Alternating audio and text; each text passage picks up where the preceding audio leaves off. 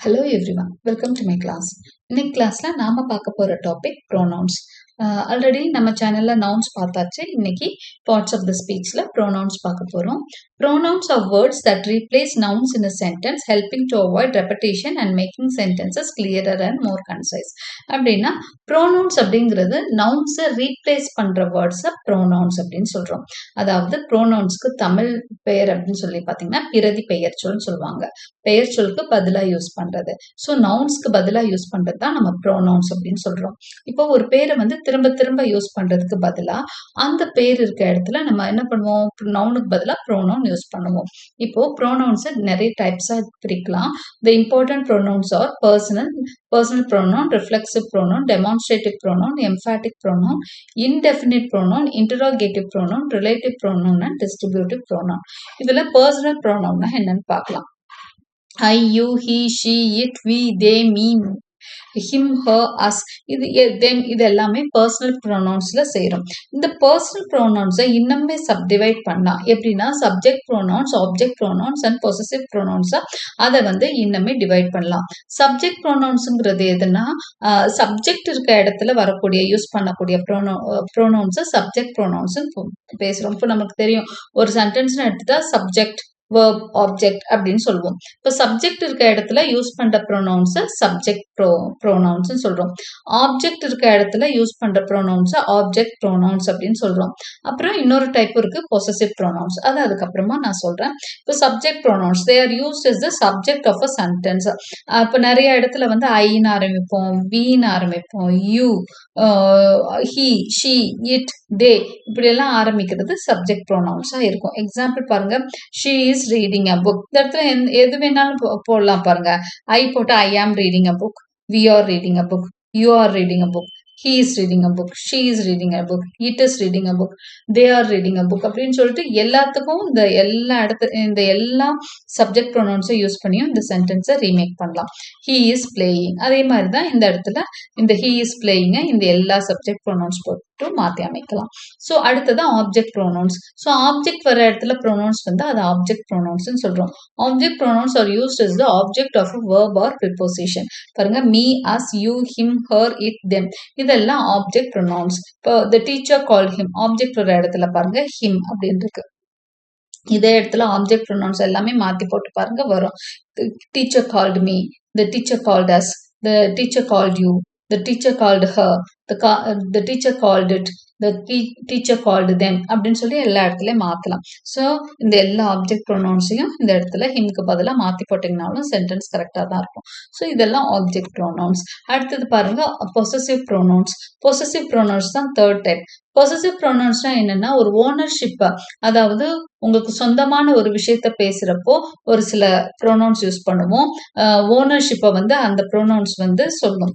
அதுதான் possessive pronouns சொல்றோம். For example mine, yours, his, hers, its, ours, theirs இதெல்லாம் possessive pronouns சொல்றோம். பாருங்க sentence, this pen is mine, this home is ours. இப்போ பாருங்க மைன்க்கு பதிலா this pen is yours, this pen is his, this pen is hers, this pen it's வராது. பொதுவாக this pen is ours, this pen is theirs. Okay, இது எல்லாமே பார்த்தீங்க அப்படின்னு சொன்னா இந்த சென்டென்ஸ்ல மாத்தி ஸோ பொசசிவ் ப்ரோனவுனுக்கு இது எல்லா வேர்ட்ஸையும் நம்ம யூஸ் பண்ணலாம். திஸ் ஹோம் இஸ் ஹவர்ஸ், அதே மாதிரி இந்த இடத்துல இது எல்லாத்தையுமே மாற்றி அமைச்சு இந்த சென்டென்ஸை ஃப்ரேம் பண்ணலாம். ஸோ இதுதான் பொசசிவ் ப்ரோனவுன்ஸ். அடுத்தது பாருங்க ரிஃப்ளெக்சிவ் ப்ரோனவுன்ஸ். ரிஃப்ளெக்சிவ் அப்படின்னா தன்னைத்தானே சொல்லிக்கிறது, ரிஃப்ளெக்ட் பண்ற மாதிரி இருக்கிறது தான் ரிஃப்ளெக்சிவ். ஓகே, ஒருத்தர் வந்து அவரையே சொல்லிக்கிற மாதிரி வர்றதெல்லாம் reflexive. So reflexive pronouns are used when the subject and the object of the sentence are the same person or thing. ஒரே பர்சனவோ ஒரே திங்கையோ சொன்னா அது வந்து reflexive pronoun. Myself, yourself, himself, herself, itself, ourself, yourself, them செல்ஃப்னு வருது இல்லையா, இதெல்லாம் reflexive ப்ரோனவுன்ஸா நம்ம சொல்லுவோம். இப்ப பாருங்க, she taught herself to play the guitar. அவள் தனக்கு தானே சொல்லி கொடுத்து கொண்டாள். எங்க கிளாஸுக்கெல்லாம் போலங்க, அவள் தனக்கு தானே படிச்சுக்கிட்டான்னு சொல்றோம் இல்லையா, அதான் she taught herself. இது ஒரு ரிஃப்ளெக்சிவ் ப்ரோனவுன். அடுத்தது பாருங்க, ஐ பிளேம் மை செல்ஃப், நான் என்னை நானே குற்றம் சாட்டி கொண்டேன். அப்புறம் ஹி ஆஸ்ட் ஹிம்செல்ஃப், அவன் தன்னைத்தானே கேள்வி கேட்டுக்கொண்டான். அப்புறம் you may hurt yourself, நீ இப்படி விளையாண்டுட்டு இருந்தேன்னா you may hurt yourself அப்படின்னு சொல்லுவோம். ஓகே, நீ தப்பான முறையில விளையாடுற, நீ உன்னையே நீ காயப்படுத்திப்ப, அந்த உன்னையே என்னையே, அவளையே, அவனையேன்னு வருது இல்லையா, இதெல்லாம் ரிஃப்ளெக்சிவ் ப்ரோனவுன்ஸ்.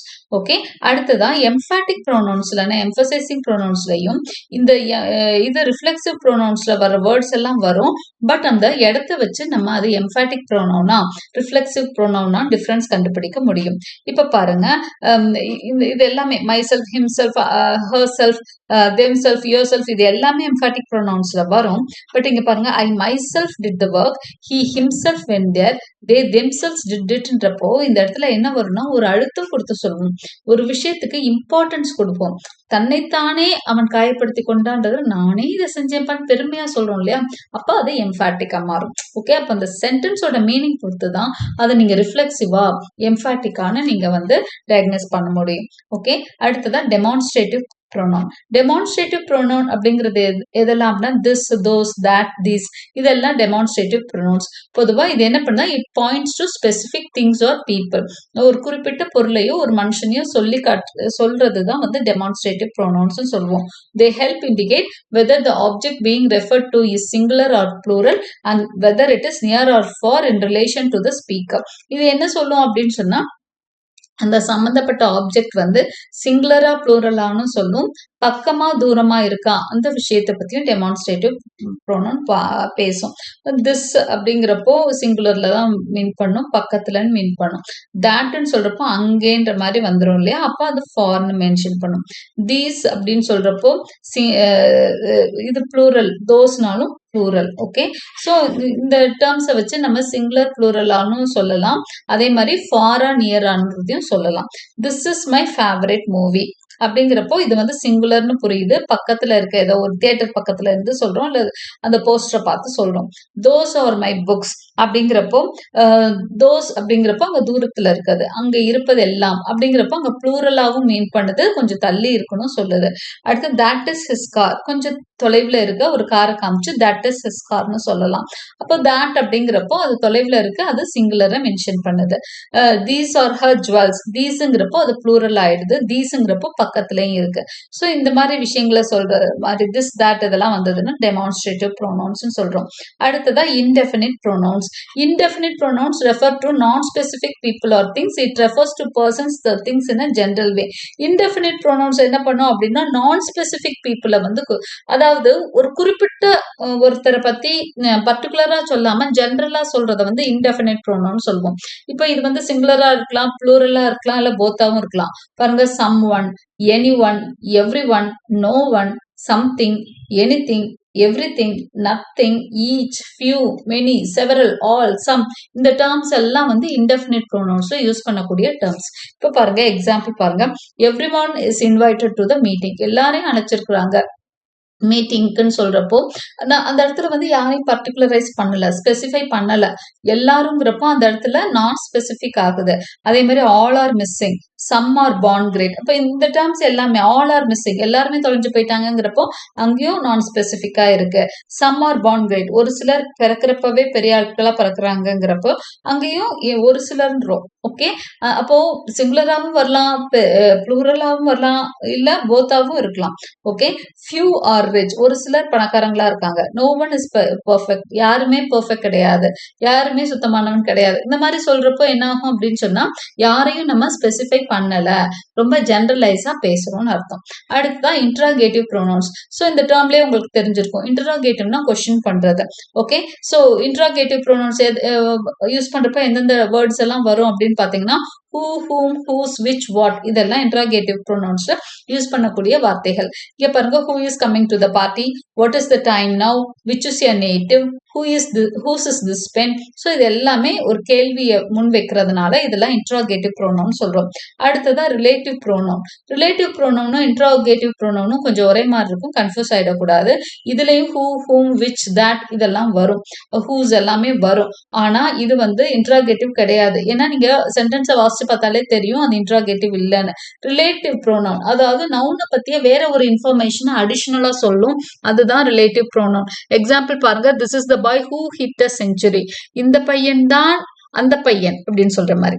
ஓகே, நேத்து செஞ்சுரி அடிச்சோன்னு சொன்னேன் இல்லையா ஒரு பையன், அந்த பையன் தான் இந்த பையன் அப்படின்னு சொல்றப்போ என்ன பண்றோம் அப்படின்னு சொன்னா ரிலேட் பண்ணி சொல்றோம், ஒரு விஷயத்த ரிலேட் பண்ணி சொல்றோம் இல்லையா, அப்போ அந்த இடத்துல ரிலேட்டிவ் ப்ரோனவுன் ஆகுது. அடுத்தது பாருங்க, the boy whom I met was your friend. நேற்று நான் எந்த பையனை சந்திச்சேனோ அவன் உன்னுடைய நண்பனா அப்படின்னு சொல்லலாம். ஓகே, அப்ப அந்த பையனை பத்தி நீங்க என்ன பண்றீங்க, அடிஷனல் இன்ஃபர்மேஷன் கொடுக்குறீங்க. that போடுறீங்க, whom போடுறீங்க, which போடுறீங்க, whose போடுறீங்க. Okay, the pen which I gave is my sister's. நான் எந்த பேனாவை கொடுத்தேனோ அந்த பேனா என்னுடைய சகோதரியினுடையது. the book that you lent me is fascinating. நீ எந்த புத்தகத்தை கொடுத்தாயோ அந்த புத்தகம் மிகவும் இன்ட்ரெஸ்டா இருக்குது, ஃபேசினேட்டிங்கா இருக்கு. ஸோ இந்த இடத்துல என்ன பார்த்தீங்கன்னா ரிலேட் பண்ணி சொல்றோம். ஓகே, அந்த நவுனுக்கு ஒரு சில விஷயங்களை இன்னும் ஆட் பண்ணி சொல்றதுனால இதை வந்து ரிலேட்டிவ் ப்ரோனவுன் அப்படின்னு சொல்றோம். அடுத்ததான் டிஸ்ட்ரிபியூட்டிவ் ப்ரோனவுன். இதுதான் எய்த் முக்கியமான ப்ரோனவுன்ஸ் தான் நம்ம பார்த்துட்டு இருக்கோம். இதுல eighth last one. Distributive pronouns are pronouns that refer to members of a group individually rather than collectively. இங்க பாத்தீங்கன்னா டிஸ்ட்ரிபியூட்டிவ் ப்ரோனவுன்ஸ்ல வந்து இண்டிவிஜுவலா தான், கலெக்டிவா சொல்றதை விட நம்ம வந்து இன்டெஃபினிட் ப்ரோனவுன்ல கலெக்டிவா பார்த்திருப்போம். டிஸ்ட்ரிபியூட்டிவ்ல வந்து இண்டிவிஜுவலா சொல்லும். இதுக்கு வந்து 3 வேர்ட்ஸ் தான் முக்கியமா சொல்றோம். Each, either, neither. இந்த 3 டேர்மையும் வந்து டிஸ்ட்ரிபியூட்டிவ் ப்ரோனவுன்ல யூஸ் பண்ணுவோம். Each of the children needs good care. ஒவ்வொரு குழந்தையும் நல்லா பாத்துக்கணும். அப்போ உங்க இண்டிவிஜுவல் கேர் பத்தி பேசுறாங்க. ஓகே, ஸ்பெசிபிக்கா பேசுறாங்க. ஒவ்வொரு ஒரு கிளாஸ்ல இருக்க ஒரு எல்கேஜி ஸ்டூடெண்டோ இல்ல ஒரு ஆர்ஃபனேஜ்ல இருக்க குழந்தைங்களையோ பார்த்துட்டு ஈச் அண்ட் எவ்ரி அப்படின்னு சொல்றப்போ, இல்லைன்னா ஈச் ஆஃப் த சில்ட்ரன் அப்படின்னு சொல்றப்போ, நீட்ஸ் குட் கேர் அப்படிங்கிறப்போ அந்த இடத்துல டிஸ்ட்ரிபியூட்டிவ் வந்துடுது. அடுத்து either of the girls can do it. எய்தர்னாலும் நெய்தர்னாலும் டூன்னு அர்த்தம். ஓகே, எய்தர்னா என்ன, 2 பேர் அங்க இருக்காங்கன்னு அர்த்தம். Either of the girls can do இட்னா 2 பேராலையும் 2 பெண்களாலையும் இந்த விஷயத்த செய்ய முடியும்னு அர்த்தம். Neither of these statements are ட்ரூனா நெய்தர்ங்கிறது நெகட்டிவ் மீனிங்கை கொடுக்கும். அப்ப இல்லைன்ற மீனிங்கை தான் கொடுக்கும். நெய்தர்னா டூ நோ அப்படின்னு அர்த்தம். ஓகே, 2ஆலையும் முடியாதுன்னு அர்த்தம். அப்ப neither of this statements is ட்ரூனா இந்த 2 ஸ்டேட்மெண்ட்டும் ட்ரூ இல்ல அப்படின்னு அர்த்தம். இந்த 2 ஸ்டேட்மெண்ட்டுமே போய் அப்படின்னு அர்த்தம். அப்போ எய்தர் நெய்தர்னா டூ. அப்போ இந்த எல்லா இடத்துலயும் பாத்தீங்கன்னா கரெக்டா அந்த ஒவ்வொன்று பத்தியும் சொல்லிட்டதுனால இந்த டிஸ்ட்ரிபியூட்டிவ் ப்ரோனவுன். ஓகே, அப்போ வந்து நம்ம ஜஸ்ட் ஃபைண்ட் அவுட் இது identify the kind of pronoun that is highlighted. Highlight பண்ணப்பட்ட ப்ரோனவுன் நீங்க எதுன்னு கண்டுபிடிங்க பார்க்கலாம். ஐ hurt myself. இதுல myselfங்கிறது என்னது, reflexive pronoun. that book is yours, possessive pronoun. அடுத்தது யுவர்ஸ்ன்றப்போ possessive வந்தது. this is a new pen, demonstrative pronoun. everyone attended the class, indefinite pronoun.